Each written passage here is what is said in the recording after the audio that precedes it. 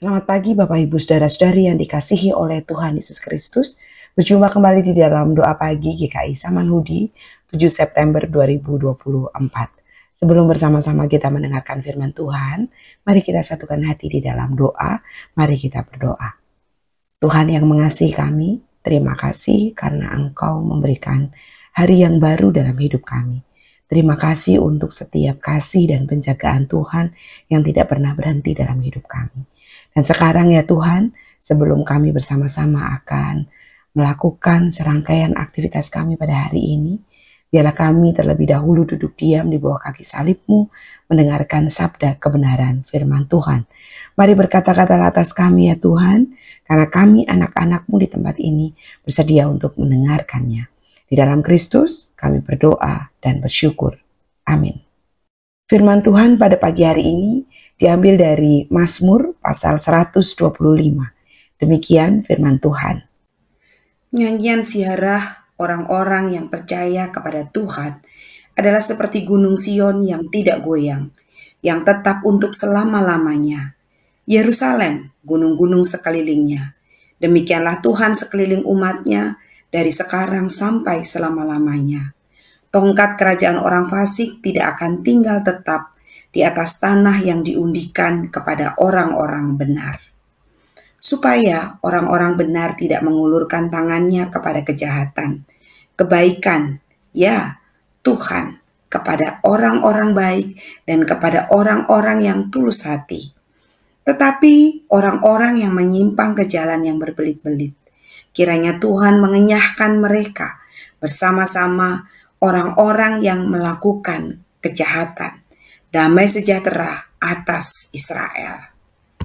Beberapa waktu belakangan ini media sosial kita digemparkan oleh informasi mengenai gempa bumi megatrust yang akan dialami oleh bangsa Indonesia. Konon kabarnya gempa bumi ini tinggal tunggu waktu, lalu akan terjadi tsunami dan dampaknya sebagian besar Pulau Jawa akan tenggelam. Bahkan katanya bukan hanya sebagian besar, tapi nanti katanya Pulau Jawa akan tenggelam. Kok menyeramkan sekali ya beritanya. Tidak sedikit yang kemudian malah jadi ngeri kalau mendengar yang beginian ini. Namun ada seorang teman saya yang kemudian malah berkata begini, "Ya Dik, mending gempa bumi megatrust betulan, mending tsunami betulan. Udah jelas kalau tsunami ya paling mati. Enak, saya punya persoalan, selesai." Lah ini, saya sekarang sedang mengalami gempa bumi megatrust. Mati enggak, tapi tsunami-nya dahsyat banget dalam hidup saya. Bagaimana enggak tsunami? Bagaimana enggak gempa bumi megatrust? Saya ini baru saja diberhentikan dari tempat pekerjaan. Diberhentikan bukannya kebutuhan anak menurun, tapi kebutuhan anak malah justru meningkat. Belum lagi orang tua saya ini lagi marah-marah terus. Soalnya pasangan saya dianggap tidak hormat sama mereka. Pusing, puyeng. Aduh Tika, apa yang saya alami ini melebihi gempa bumi megatrust deh rasanya. Sayangnya nggak langsung bikin saya mati, tapi malah pusing mikir beginian.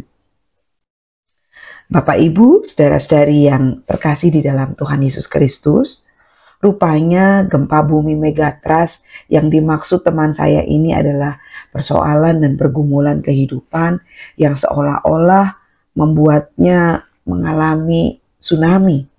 Dan dalam situasi yang demikian, seolah tidak ada lagi harapan dan semangat untuk hidup. Seolah tidak ada lagi yang bisa menjadi tempat baginya untuk bersandar supaya ia merasa aman dan nyaman. Mazmur 125 yang kita baca hari ini mengingatkan kita mengenai kehidupan orang-orang yang percaya kepada Tuhan. Orang-orang yang percaya kepada Tuhan hidupnya tidak akan membiarkan dirinya, orang-orang yang percaya kepada Tuhan, ia tentu tidak akan membiarkan dirinya ditenggelamkan oleh rasa getir dan kecewa karena gelombang kehidupan yang seolah menjadi tsunami di dalam kehidupannya. Mengapa demikian? Dalam teks Alkitab kita dikatakan bahwa orang yang percaya kepada Tuhan itu seperti Yerusalem yang dikelilingi oleh gunung-gunung.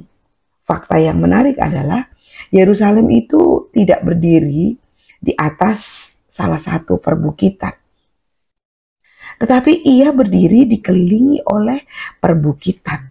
Gunung dan bukit menggambarkan tentang Allah yang kokoh, Allah yang selalu memberikan perlindungan, Allah yang selalu ada. Ia yakin bahwa Allah akan selalu membuatnya aman dan nyaman, sebab ia dikepung oleh perlindungan Tuhan. Itu sebabnya orang percaya meletakkan kepercayaannya kepada Allah.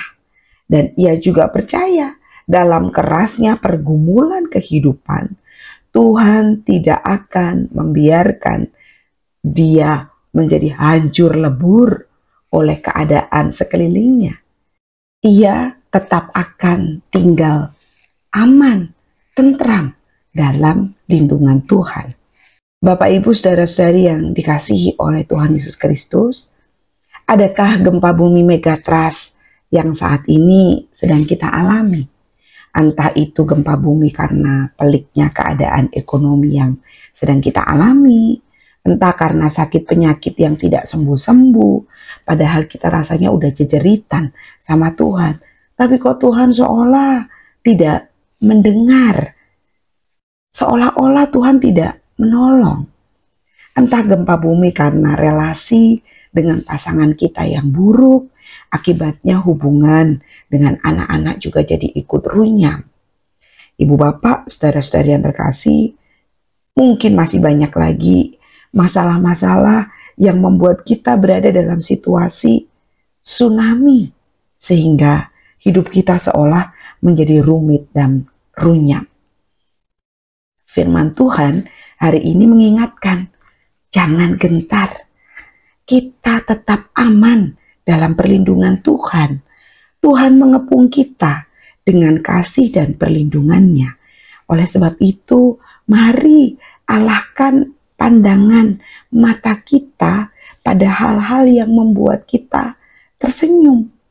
Ada teman yang tiba-tiba bertanya kabar kita, anak kita tiba-tiba menelpon kita, anak kita tiba-tiba bercerita tentang pergumulan kehidupannya.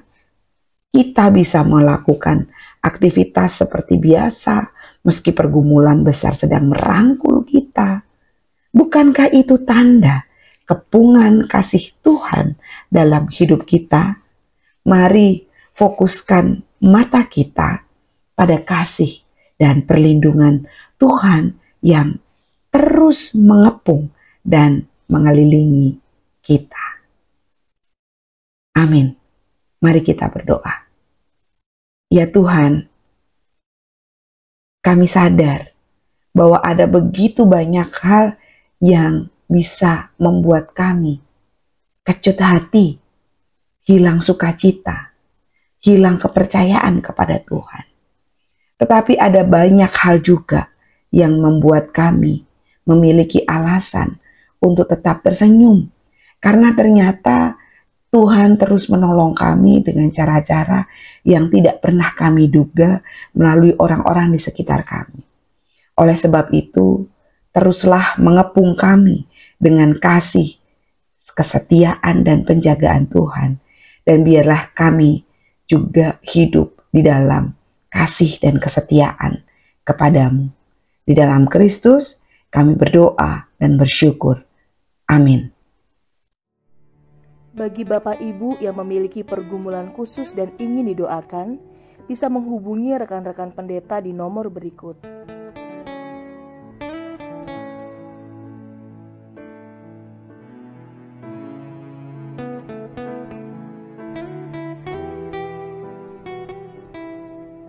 Tuhan Yesus memberkati.